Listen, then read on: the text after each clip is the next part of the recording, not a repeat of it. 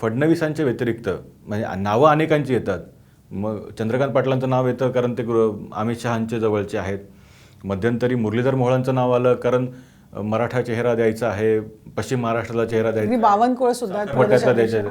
बावनकुळे प्रदेशाध्यक्ष आहेत. तसं टेक्निकली त्यांचा पण क्लेम आहे. ओबीसी चेहरा आहे, विदर्भातले आहेत, गडकरींच्या जवळचे आहेत, संघाच्या जवळचे आहेत, म्हणून बावनकुळे पण आहेत. मग तशाच पद्धतीने मुनगंटीवार पण आहेत, कामाचा अनुभव आहे, अर्थ खातं त्यांनी सांभाळलेलं आहे, ज्येष्ठ आहेत, एकनिष्ठ आहेत, नावं अनेक आहेत.